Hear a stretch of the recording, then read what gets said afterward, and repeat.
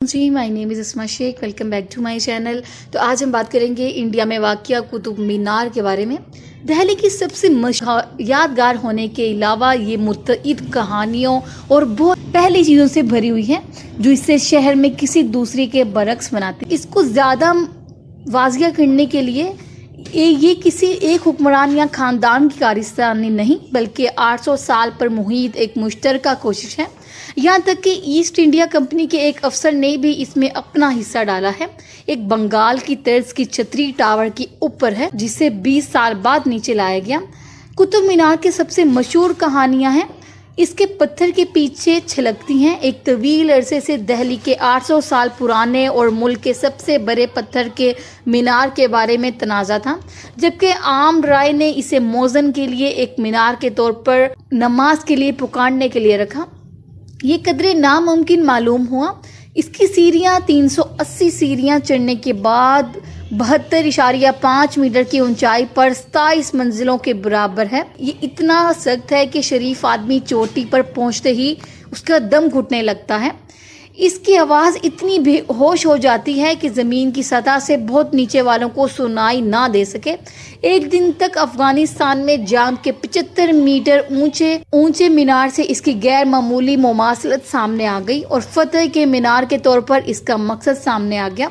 मोहम्मद गोरी, जिसने 1192 में दिल्ली पर हमला किया था, वापस अफगानिस्तान चला गया और 1194 में पृथ्वीराज चौहान के खिलाफ अपनी फतह की याद में अपनी आबाई सरजमीन में एक टावर तामीर किया।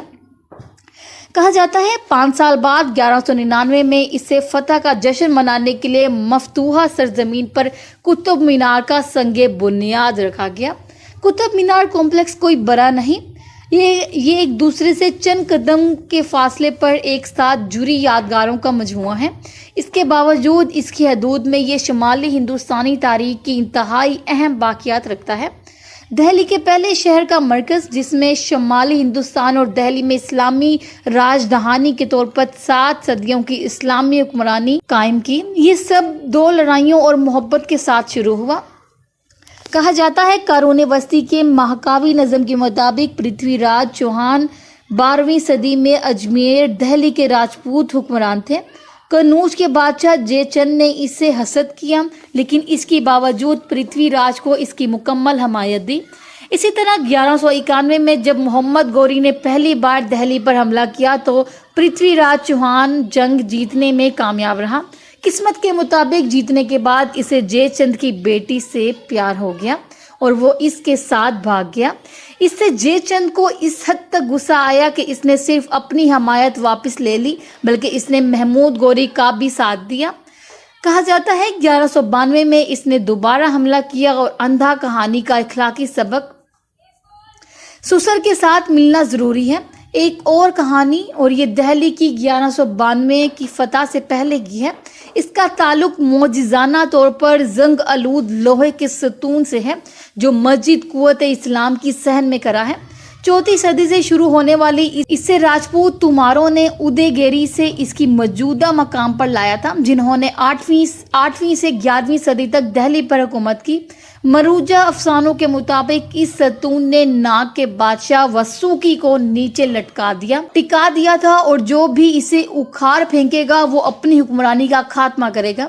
ये जांचने के लिए कि आया ये सच है, एक हुक्मरान ऑनिंग पॉल तोमर ने सतून को उखाड़ कर फेंका था और यकीनी तौर पर यह खून में भीगा हुआ था, अगरचा इसने इसे फौरी तौर पर दोबारा नस्ब कर दिया था। सतून अब थोड़ा सा ढीला था। कुछ का दावा है कि दिल्ली का नाम वहीं से निकला है और वहां से चौहान खानदान ने भी शिकस्त दी थी।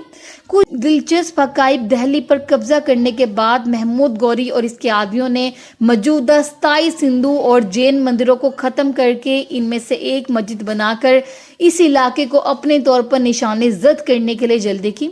इसके बाद जल्द ही 13वीं सदी के कराजिस्तान से ताल्लुक़ रखने वाले सूफी बुजुर्ग कुतुबुद्दीन बख्तियार काकी के नाम पर एक फतह का मीनार रखा गया।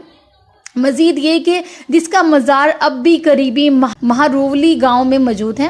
قطب مینار فاتحہ کا مینار ایک دلکش ڈھانچہ ہے جس کی تفصیل سے سوچا گیا۔ مثال کے طور پر اس کی ٹیمپرنگ ظاہری شکل اس کے طول و عرض اور لہروں سے ظاہر ہوتی ہے۔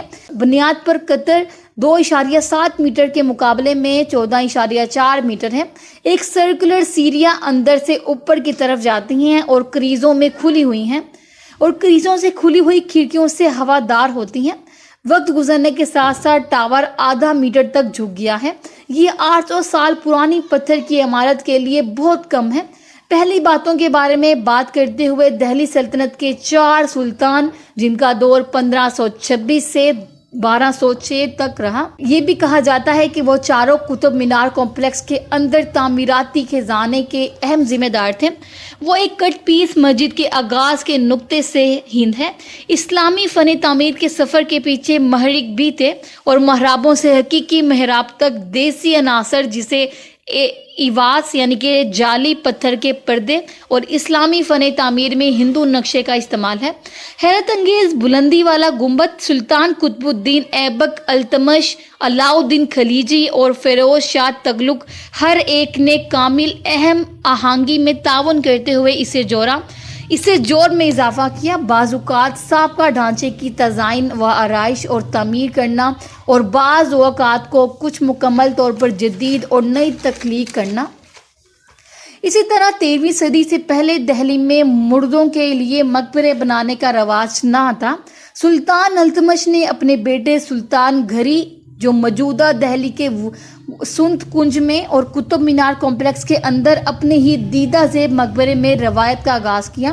وہ اپنے وقت سے بہت آگے تھے اور اپنی بیٹی رضیہ پر اتنا اعتماد رکھتے تھے کہ وہ اسے اپنا جانشین مقرر کر سکیں۔ دہلی کا سب سے قدیم مدرسہ بھی اسی کمپلیکس میں ہے۔ بشرقیہ سلطان علاء الدین خلجی جو خود ایک خواندہ تھا اور ہندوستانی تاریخ کے سب سے طاقتور حکمرانوں میں سے ایک تھا، جس نے خود کو دوسرے سکندر اعظم سے تشبیہ دی تھی، کہا جاتا ہے ایپلاگ۔ جی تو یہ تھی ایک چھوٹی سی انفارمیشن قطب مینار کے بارے میں جو کہ انڈیا میں واقع ہے۔ کہا جاتا ہے قطب مینار کمپلیکس ایک نامزد یونیسکو عالمی ثقافتی ورثہ سائٹ ہے جس نے ہندوستان کی آزادی تک دہلی سلطنت، مغلیہ سلطنت، برطانوی نوآبادیاتی حکومت کے عروج و زوال کو دیکھا ہے۔ اس نے یہ سب دیکھا ہے اور یہ سب بچ گیا ہے۔ تصور کریں کہ اس نے اور کتنی کہانیاں سنی اور دیکھی ہوں گی جن کا ہم اندازہ بھی نہیں کر سکتے۔ امید کرتی ہوں ویڈیو اچھی لگی ہوگی۔ ویڈیو اچھی لگی ہو تو میرے چینل کو ضرور سبسکرائب اور ویڈیوز کو لائک کر دیجیے گا۔ تب تک کے لیے اللہ حافظ۔